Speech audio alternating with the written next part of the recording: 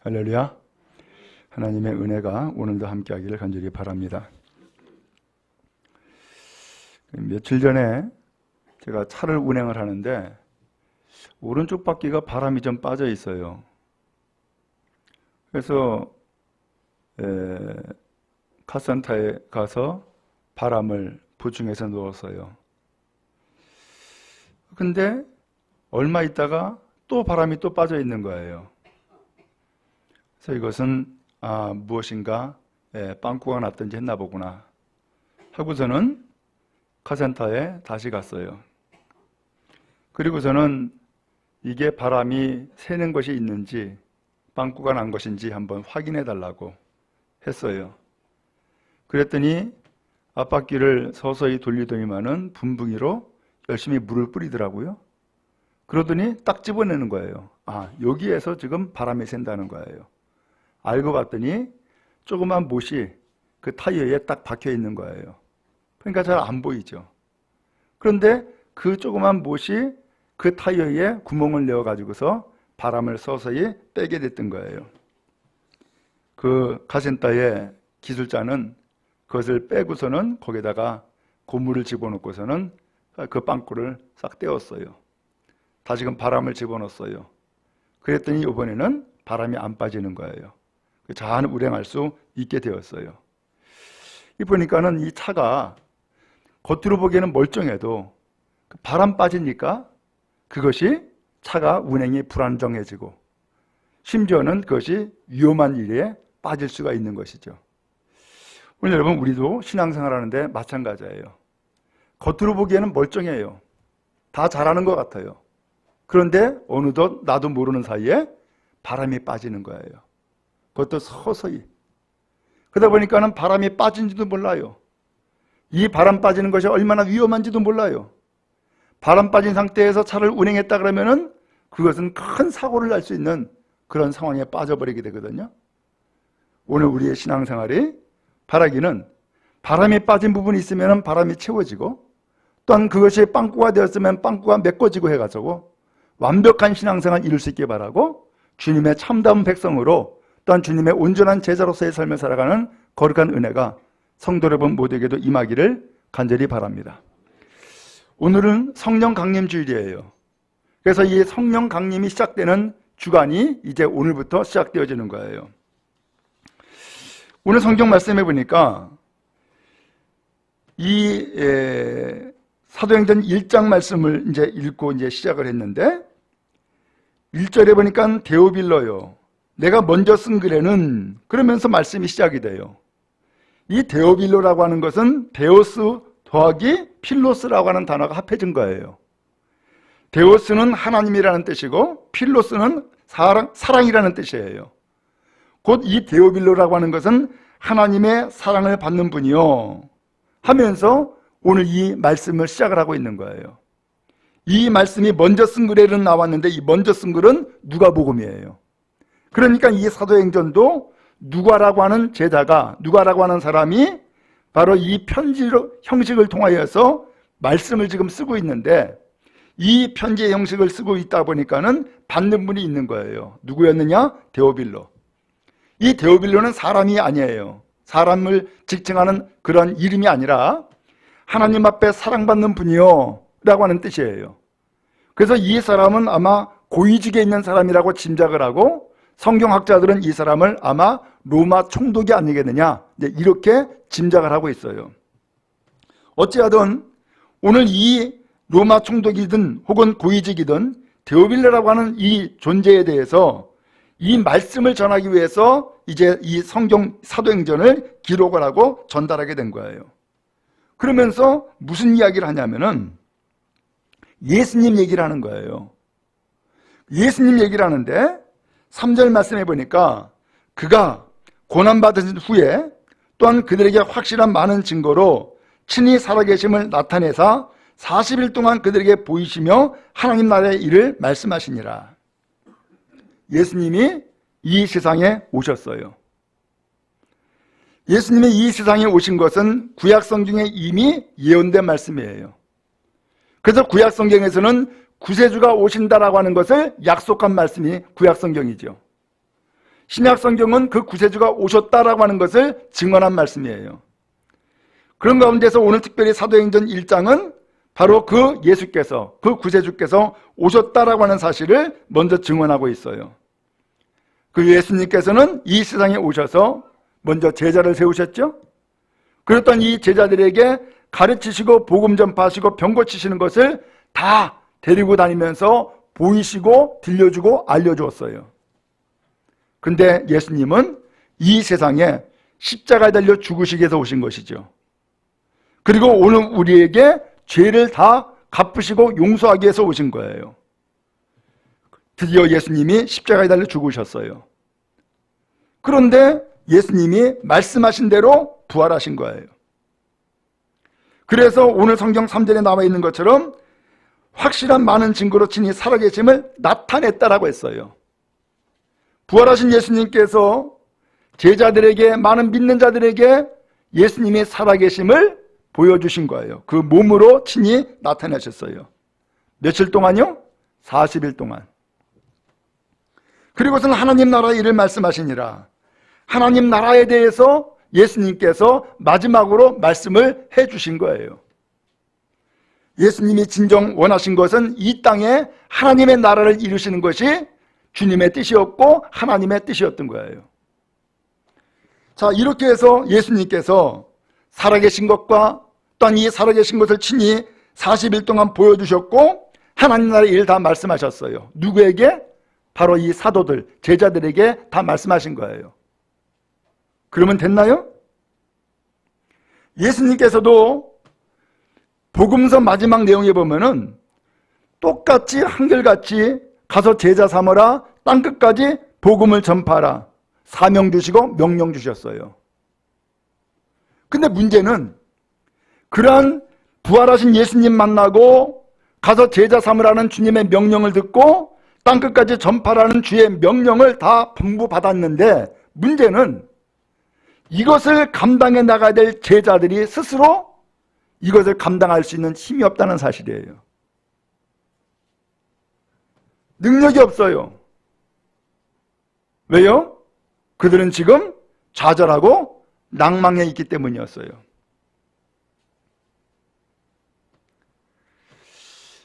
이렇게 좌절하고 낭망에 빠져 있는 이 제자들에게 어떻게 주님의 사명을 감당할 수 있다고 그렇게 기대할 수 있겠어요? 기대할 수가 없죠. 제자들 스스로도 지금 좌절에 빠져가지고서 지금 예루살렘을 떠나야겠다라고 하는 마음을 가지고 있는데 그런 제자들에게 어떻게 사명 감당하라고 이야기할 수 있겠어요? 지금 이 제자들의 상황이 그렇다라는 거예요. 오늘 여러분, 먼저 우리가 알아야 될 것은 주님은 우리의 상태를 아실까요? 모르실까요? 아세요.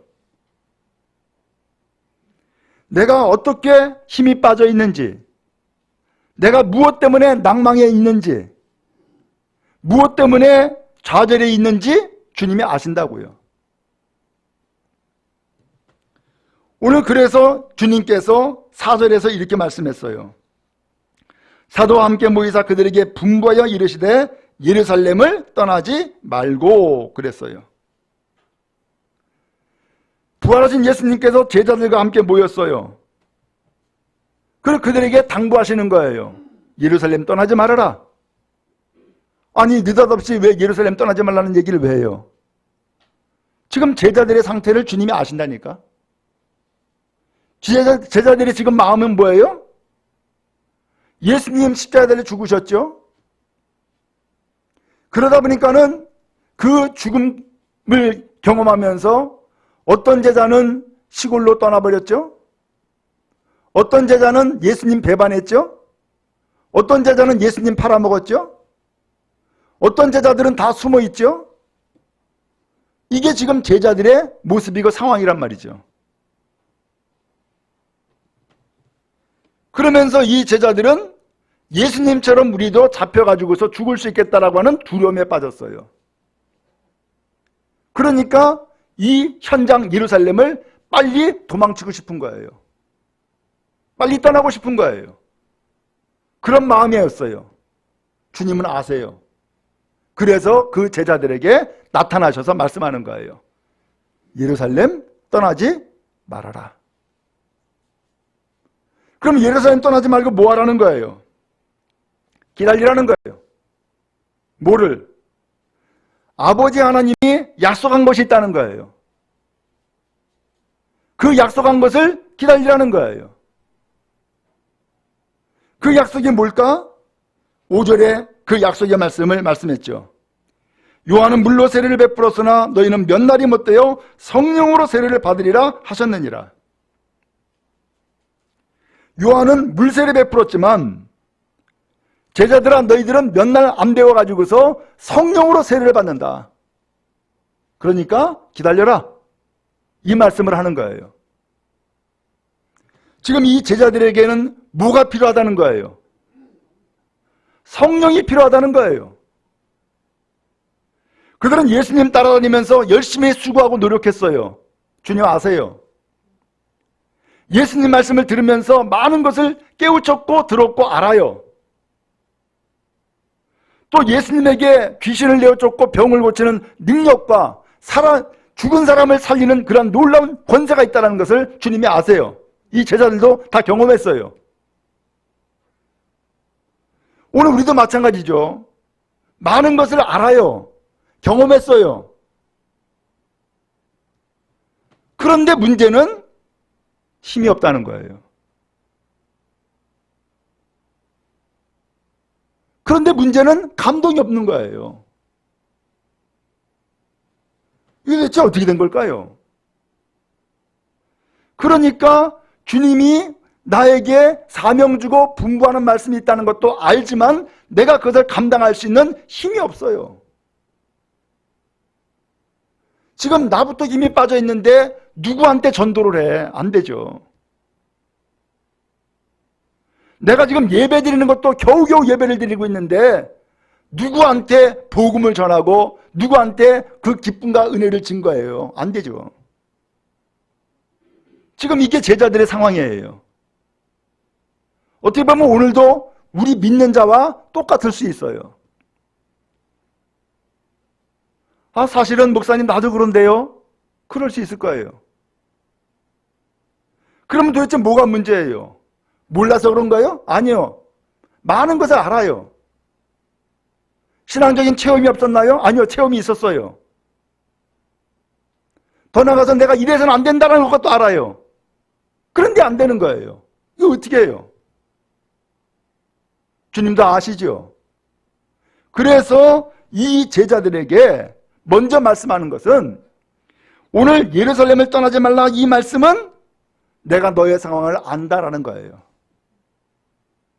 내가 너의 마음을 알고 있어 라는 뜻이에요.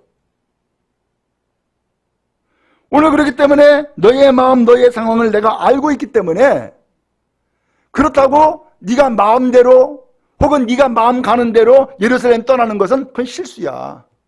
그래서는 안 돼. 그래서 예루살렘을 떠나지 말아라 라는 말씀을 먼저 하시는 거예요.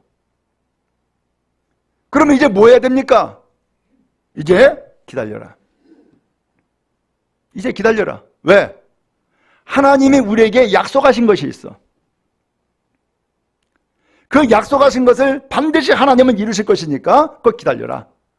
이 말씀을 하시는 거예요. 언제나 여러분 우리가 경험을 하듯이 기다려야만 열매를 맺습니다. 기다려야만. 그렇죠? 기다려야만 열매를 맺습니다.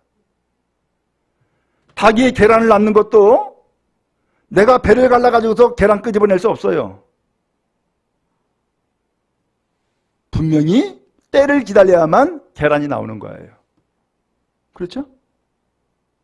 나무 하나 심어도 방금 열매 맺는 게 아니에요. 지난 겨울에 감나무 하나 심었어요. 왜 심었느냐? 우리 교회는 이 십자가가 밖으로 다 보이잖아요. 근데 이왕이면은 이 십자가 너머에 뭔가 열매가 쫙 펼쳐지는 모습이 있으면 좋겠다라는 그런 마음이 들더라고요.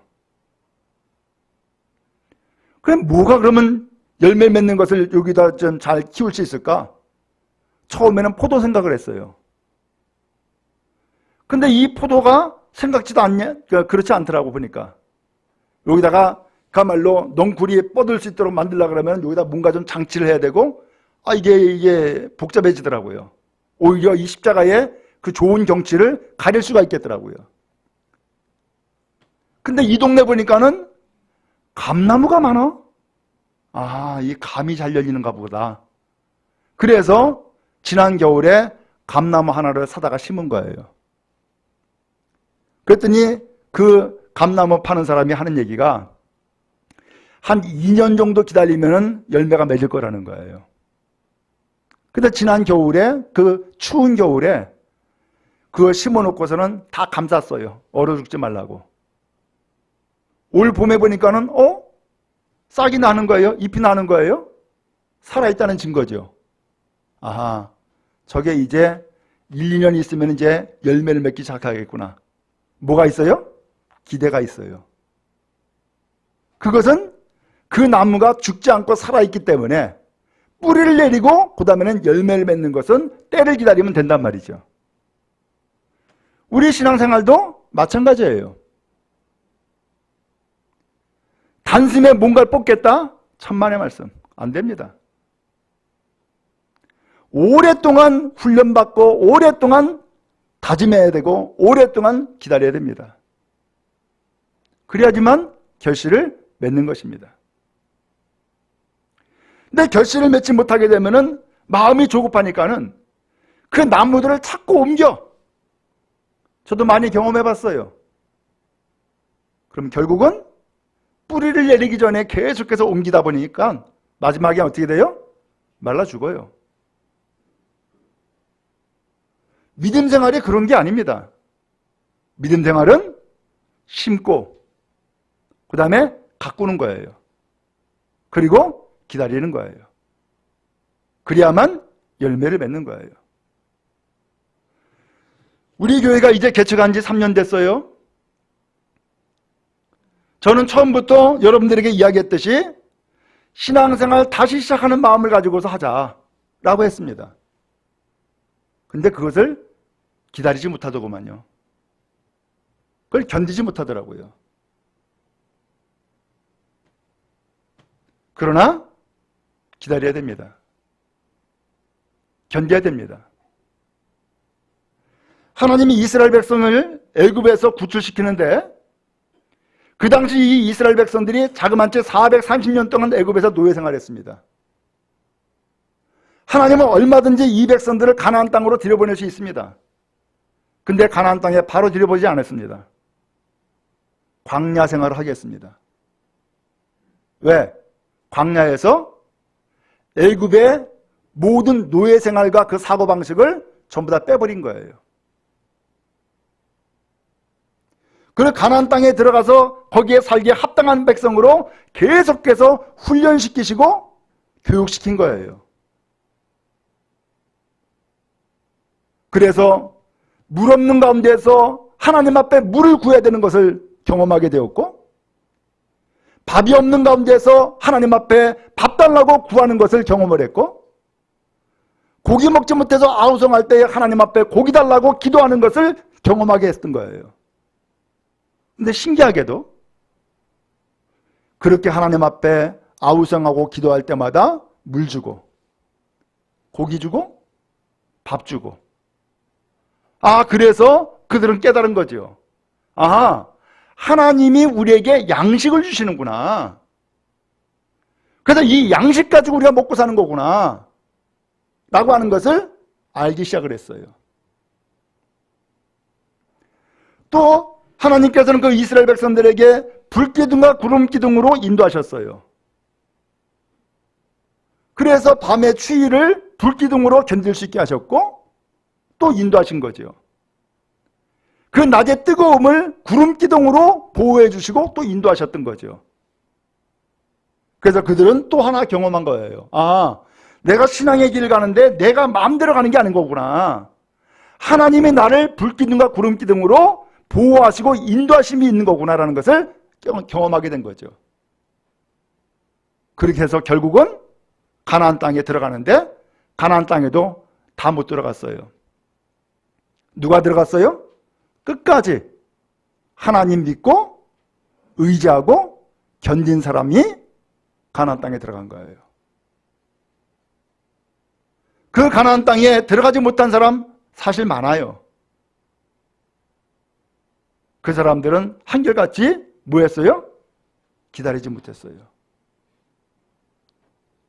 하나님의 인도를 받기도 전에. 오늘 그런 의미에서 지금도 이 사도행전 1장에서 말씀하고 있는 내용, 사도행전 전체적인 말씀은 무엇이냐? 교회의 시작이에요.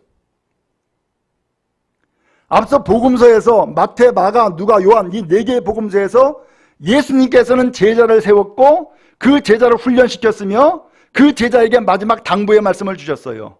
땅끝까지 이르러 복음 전하라. 볼지어다 내가 세상 끝날까지 너희와 항상 함께 있겠다. 약속해 주신 거예요. 드디어 이제는 이 제자들이 이 약속의 말씀을 힘입고 복음을 증거하기 시작을 하면은 그때부터 교회가 세워지기 시작하는 거예요. 근데 교회가 세워지기도 전에 지금 이 제자들이 무너지게 생겼는데 어떻게 해야 돼요?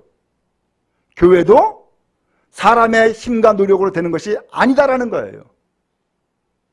교회는 무엇으로 되어지느냐? 성령으로 되어진다는 것을 오늘 성경에서 말씀하고 계시는 거예요. 그래서 이 제자들에게 다른 것은 다 구비가 되고 준비가 됐는데 딱 하나, 성령을 충만히 못 받았어. 그래서 이것을 성령 세례라고 표현을 했어요.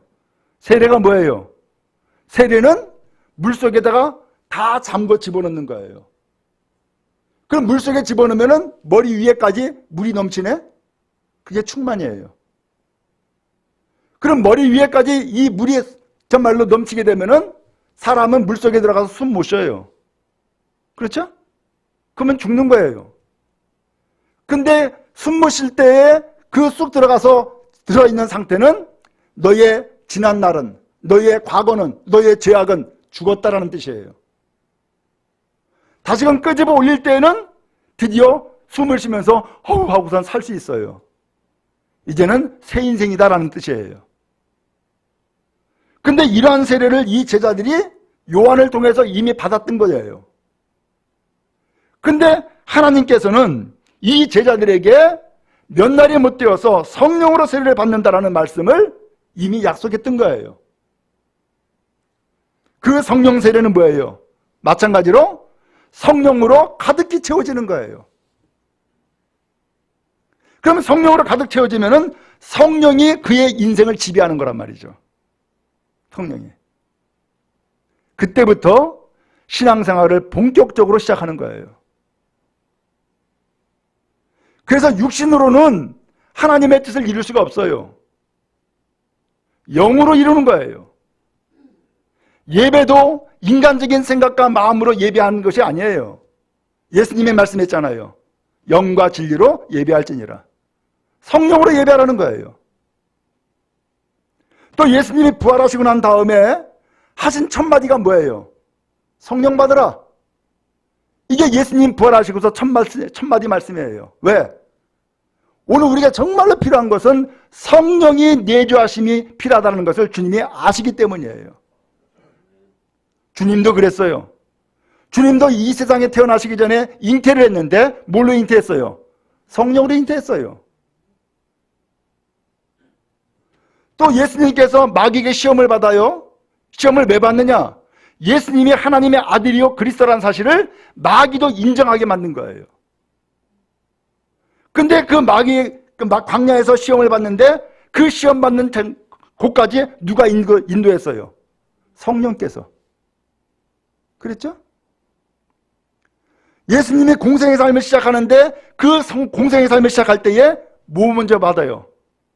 요한에게 세례받죠. 그랬더니 하늘이 열리고 하늘에서 음성이 들려요.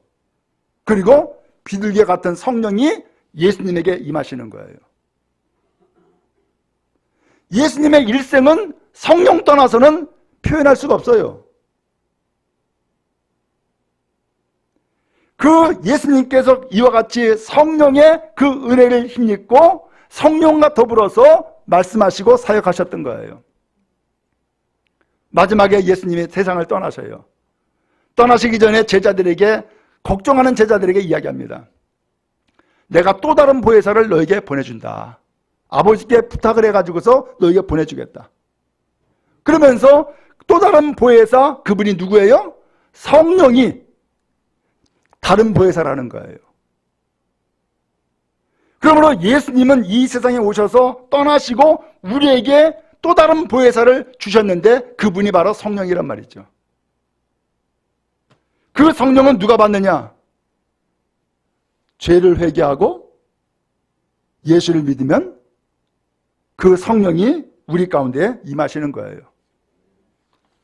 그러면 여러분이 진실로 내가 하나님을 알지 못했고 살았던 인생은 내가 하나님 앞에 회개합니다.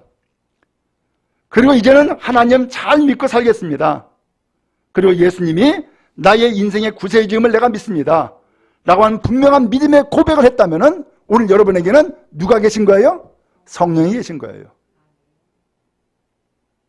그 성령은 우리에게 감동을 주세요. 그 성령은 예수님의 말씀을 기억나게 하고 깨우쳐 주세요. 그 성령은 우리를 위해서 친히 기도하시고 탄식하세요. 그 성령은 하나님의 말씀을 우리가 밝히 알도록 그 눈을 뜨게 만드시고요.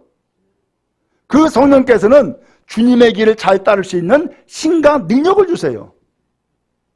그래서 오늘 사도행전 1장 8절에 나오는 것처럼 오직 성령이 너에게 임하시면 너희가 권능받고 예루살렘과 온 유다와 사마리아 땅끝까지 이르러 내 증인 된다라고 했는데 성령이 임하면은 뭘 받는다고요? 권능 받는다라고 표현했어요. 권능은 담대함이에요. 권능은 전도할 수 있는 용기예요. 권능은 모든 핍박과 환난 가운데에 그것을 다 이겨낼 수 있는 힘이라고요. 그리고 나서 증인이 될 수 있다, 증인이 된다라고 주님께서 말씀해 주신 거예요. 주님은요, 우리가 신앙생활을 하되 그렇게 하기를 원하시는 거예요. 인간적인 신앙생활, 육신적인 신앙생활에 머무르길 원하지 않으세요. 왜? 제자들도 그랬거든요.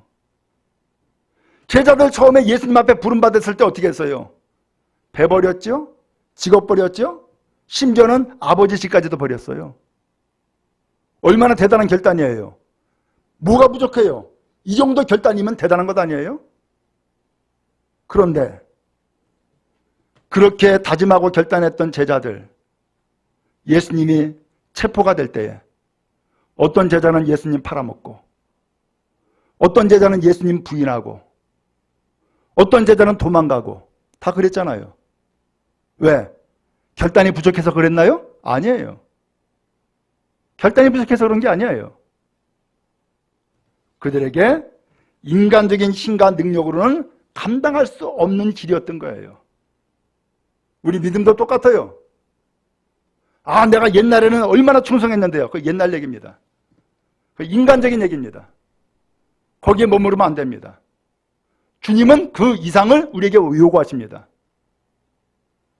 내가 진정 세례받고 성령으로 충만한 믿음의 사람이라면은 내 인간적인 과거의 일은 이미 다 죽었음을 선포해야 됩니다. 나 옛날 사람 아닙니다. 난 이제 새 사람입니다. 나는 하나님의 자녀입니다. 나는 예수를 믿는 주님의 종입니다. 이런 확실한 고백과 다짐을 가지고서 새로운 인생을 살기를 원하신단 말이죠. 근데 그렇게 하지 않으면은 자꾸 인간적인 생각과 인간적인 말만 하게 됩니다. 거기에서 다람쥐가 쳇바퀴 돌듯이 뱅뱅뱅뱅 도는 곳으로 끝나버리는 거예요. 주님은 그것 이상을 우리에게 기대하시는 거예요. 그게 뭐예요? 성령 충만이에요. 이 제자들이 나중에 나오지만은 예수님이 기다려라 그러니까는 진짜 기다렸어요. 근데 기다리는데 뭐하고 기다려요? 가만히 기다릴 수는 없잖아요. 하나님의 마음에 감동을 주셨던 것 같아. 그래서 모여가지고 기도를 시작을 했어요. 120명이. 기도를 하다 보니까는 그들이 깨우친 거예요. 아하, 우리의 부족한 것이 있네. 그 부족한 게 뭐예요? 가룟 유다. 이 사람은 배반하고 떠났어. 자살하고 죽었어. 아, 다시금 제자, 함께 사역을 감당할 제자를 보충해야겠구나. 그래서 제자 하나 보충을 하죠? 마띠아라고. 그리고서 또 기도를 했어요. 기도를 하다 보니까는 이번에는 하나님의 성령이 이 제자들에게 120명의 그 무리들에게 임하기 시작하는 거예요. 성령이 각 사람 위에 다 임하였어요. 불의와 같이 갈라지는 것이 보였고요. 그러면서 이 사람들의 입에서 방언이 터지는데 하나님 나라의 말을 이야기를 하는 거예요. 당시 유대절기를 지키러 왔던 각 나라 각 족속의 모든 사람들이 놀래버리죠. 왜? 아니, 이 제자들이 자기네 나라 말을 하네? 놀래버렸어요. 그리고서는 이 제자들이 지금까지는 두려워 떨면서 숨어 지냈던 이 제자들이 나가서 사람들 앞에 이야기를 하는 거예요. 여러분, 여러분들이 죽인 예수 하나님이 살리셨습니다. 그분이 예수요, 그분이 그리스도요, 그분이 우리 주님입니다. 많은 사람들이 그 이야기를 듣고서는 전부 다 회개의 역사가 나타나기 시작을 하죠. 주님은 이 세상에서 사실 사역 감당한 시간은 3년밖에 안 됩니다. 얼마나 짧아요. 근데 3년 동안 수많은 무리들이 쫓아다녔지만 그 수많은 무리가 아니라 예수님은 12명의 제자 키우는 것으로 끝났어요. 그리고 12명의 제자가 예수님이 하신 그 사역을 본받고 예수님이 분부하신 말씀을 받고서는 그 사역을 예수님 대신에 하기 시작한 거예요. 그것이 세계에 퍼져 있는 교회들이에요. 여러분, 주님은 우리 교회가 그런 교회가 되길 원하신단 말이죠. 그런 교회가. 주님은 우리 성도들이 그런 성도가 되길 원하신단 말이죠. 그러면 여러분, 오늘 여러분 위양이면은 신앙생활 하는데 좀 멋지게 하고 싶지 않아요? 위양이면 교회를 이루는데 정말로 주님이 기뻐하는 교회를 세우기를 원하지 않으세요? 그렇다 그러면은 내가 옛날에 안주하거나 과거에 머물러서는 안 되죠. 우리는 우리의 관심과 우리의 초점이 나에게만 있는 것이 아니라 주님에게 관심을 두어서 주님이 나를 향하여서 무엇을 원하실까? 주님 우리 교회를 향하여서 어떤 교회가 되기를 원하실까? 이것을 좀 바라봐야 되지 않겠어요? 그런 교회가 되기 위해서, 그런 성도가 되기 위해서 나는 주님 앞에 어떻게 헌신할까? 어떻게 훈련받고 어떻게 주님의 사람이 될까? 그러면서 이왕이면 우리의 신앙생활 멋지게 해야 되지 않겠어요? 저는 원합니다. 또한 주님께서도 그렇게 원하실 줄로 믿습니다. 성령 충만하시길 바라고 성령의 역사가 여러분들의 신앙과 삶을 지배하는 은혜가 있기를 주님의 이름으로 축원합니다. 성령 충만받지 않으면은 인간이 나옵니다. 인간의 속성, 인간의 욕심, 인간의 자랑, 이게 나옵니다. 그러나 성령을 충만히 받고 성령의 지배 가운데 있으면은 인간의 속성들이 가라앉고 눌려집니다. 그리고 진정한 주님의 백성, 진정한 주님의 교회를 이뤄나갈 수 있습니다. 주님은 여러분들에게 그것을 기대하고 있습니다. 바랍니다. 성령 충만 함께 받고 누리는 거룩한 은혜가 우리 모두에게 임하기를 주님의 이름으로 축원합니다.